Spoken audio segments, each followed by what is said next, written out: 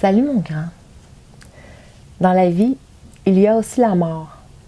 Voir partir des gens que nous aimons fait aussi partie de la vie. Bien que j'ai vu beaucoup de gens partir pour ce nouveau voyage, je dois t'avouer que je ne sais toujours pas comment le vivre. Avant, je vivais cette expérience avec ma tête. Je pleurais le temps que je croyais que je devais pleurer, puis je me raisonnais. Je passais à autre chose. J'ai vécu longtemps avec le sentiment d'abandon et d'apitoiement parce que mes parents m'avaient quitté beaucoup trop rapidement. Non, je ne sais toujours pas vivre cette expérience, mais une chose dont je suis sûre, c'est que ce n'est pas de cette façon que je veux la vivre cette fois-ci. Ça aurait été plus facile pour moi de faire comme si de rien n'était et de continuer notre conversation comme j'avais décidé qu'elle devait l'être quand j'ai commencé à t'écrire. Je n'avais pas prévu que je continuerais de vivre entre-temps. Et qui dit vivre, dit expérience, et les dits expériences ont toujours l'air d'arriver comme un cheveu sur la soupe. Un de mes mentors nous a quittés cette nuit.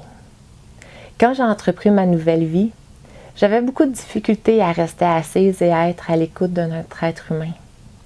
Je devais toujours être dans l'action. J'étais une performante, et une performante, ça reste pas assis à rien faire. De toute façon, je ne savais même pas que ça existait, ne rien faire. J'étais toujours d'un côté ou de l'autre, incapable de rester plus que quelques instants avec la même personne. J'avais peur de manquer une conversation intéressante, et la conversation intéressante n'était jamais celle que j'avais à cet instant. Je finissais par être étourdie et déçue, mais il y avait toujours cet homme qui était partout où j'allais, et au début, c'était la seule personne que je connaissais. Donc, j'allais m'asseoir la plupart du temps à ses côtés. Il était tellement calme et serein. On échangeait très peu, mais quand j'étais à ses côtés, je me sentais calme et sereine. Juste de par sa présence, j'ai appris à me déposer par son exemple. J'ai appris à aimer pour rien par son exemple. Puis un jour, j'ai remarqué que j'étais calme et sereine sans sa présence. Alors j'ai su que c'était à mon tour de m'asseoir aux côtés de ceux qui étaient dans la tourmente. Il m'a appris la présence. Aujourd'hui, il est parti. Mais il ne me laisse pas démunie. Il me laisse en héritage tous ces hommes et ces femmes qu'il a accompagnés comme il m'a accompagnée, et ils sont une multitude.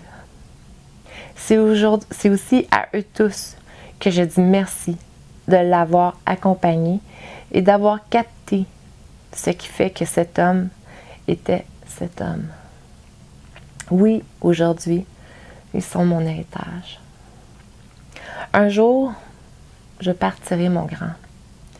Et j'espère que lorsque ce jour arrivera, tu pourras toi aussi me retrouver à travers les êtres humains que j'aurai côtoyés, et aussi tu pourras dire: je ne serai jamais seule.